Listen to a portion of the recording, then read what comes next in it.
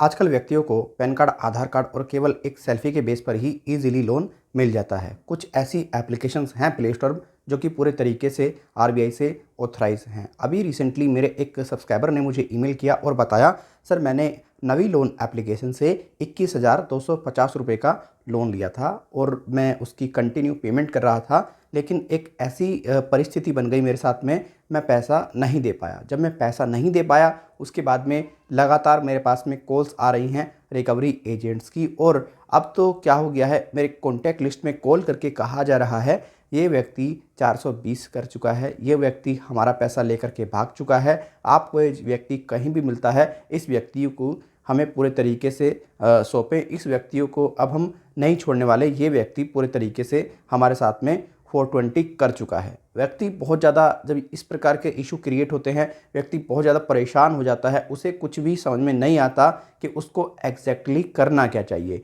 अभी रिसेंटली जो केसेस देखने में आते हैं, चाहे कोई लीगल एप्लीकेशन हो चाहे वो इलीगल एप्लीकेशन हो, उनका काम है लोन रिकवरी करने के लिए कॉन्टैक्ट लिस्ट में ही कॉल करना और व्यक्तियों को प्रताड़ित करना। पिछले काफ़ी वक्त से ये सब चीज़ें चल रही हैं। मेरे दोस्त, अगर आप इस सब चीज़ों से प्रताड़ित हैं, आपको पहले तो बिल्कुल भी डरना नहीं है, घबराना नहीं है, टेंशन नहीं लेनी है। अगर आप डरेंगे, घबराएंगे तो आपको किसी प्रकार का कोई भी सॉल्यूशन नहीं मिल पाएगा। देखिए, आपके मन में सबसे बड़ा मिथ एक है कि भाई ये जो मोबाइल लोन एप्लीकेशंस हैं जो कि व्यक्तियों को पैन कार्ड, आधार कार्ड और केवल एक सेल्फी के बेस पर लोन दे रही हैं, अगर हम इनका पैसा नहीं देंगे तो हम जेल चले जाएंगे, हमारे साथ में ऐसा हो जाएगा।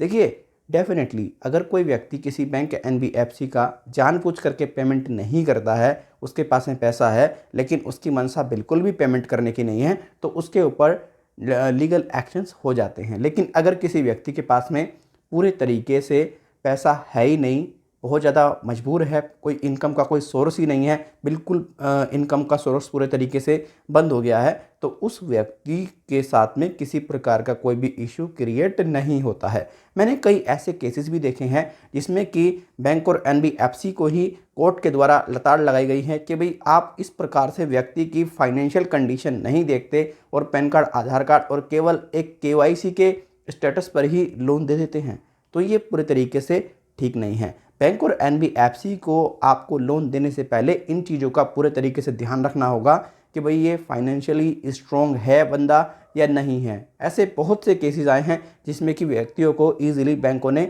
और एनबीएफसीज ने लोन दे दिया है। व्यक्ति भुगतान करने में जब देरी करता है, फिर उसके बाद में उसके पीछे पीछे फिर जाते हैं, तो साथ में कोई दिक्कत ना आए, पेमेंट वगैरह भी ईजिली हो जाए। तो इन चीज़ों का बैंकों को ध्यान रखना बहुत ज़्यादा ज़रूरी है, क्योंकि देखिए, अगर कोई व्यक्ति फाइनेंशियली स्ट्रॉन्ग नहीं है, फाइनेंशियली उसको दिक्कतें हैं, तो बैंक और एनबीएफसी उससे लोन कैसे रिकवर कर पाएंगे। तो कई ऐसी चीज़ें आ जाती हैं जिसको बैंक और एनबीएफसी को ध्यान में रखना होता है। अक्सर व्यक्ति ये सोचते हैं कि ये जो मोबाइल लोन एप्लीकेशन है, इन्होंने कॉन्टैक्ट लिस्ट में कॉल कर दिया, ये लीगल है। कॉन्टैक्ट लिस्ट में कॉल करना पूरे तरीके से इलीगल है। इसके अगेंस्ट आप जो कंप्लेंट कर सकते हैं वो cybercrime.gov.in में कर सकते हैं। वहाँ पर आप जब कंप्लेंट करेंगे आपको पूरा रेजुलेशन मिलेगा। कंप्लेंट आप इस वजह से इसलिए करें कि भाई देखिए, मैंने फलाना बैंक से लोन लिया था और इस बैंक ने पूरे तरीके से, इस एनबीएफसी ने, मतलब जिससे भी आप लोन ले रहे हैं या लोन एप्लीकेशन है, बैंक एनबीएफसी है, कि भाई इसने मेरे डेटा को वायरल कर दिया और पूरे तरीके से मुझे अब ये लोग ब्लैकमेल कर रहे हैं। जब आप इस सब चीज़ों को लेकर के कंप्लेन लोग कराएंगे,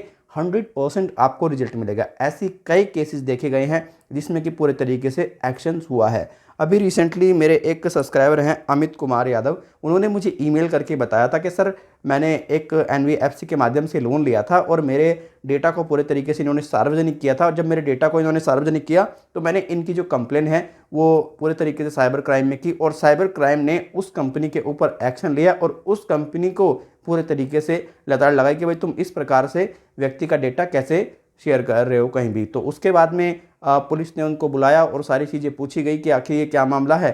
फिर वो कंपनी उनके साथ में कह रही है कि भाई तुम कॉम्प्रोमाइज़ कर लो, अब आपस में बातचीत करके मामले को यहीं पर ही रफा दफा कर लो, इसमें ही बेहतर है। तो ये सब चीज़ें को आप देख लीजिएगा किस प्रकार से आजकल बैंक और एनबीएफसी लोगों के साथ में उत्पीड़न कर रहे हैं और कैसे व्यक्ति कंप्लेंट कर रहे हैं। तो आपको भी इनके खिलाफ कंप्लेंट करनी चाहिए। ऐसे मेरे बहुत सारे सब्सक्राइबर्स हैं जो कि मुझे अक्सर कमेंट भी करते हैं, ईमेल भी करते हैं कि सर लोन एप्लीकेशन से क्या हम कॉन्टैक्ट लिस्ट डिलीट करा सकते हैं।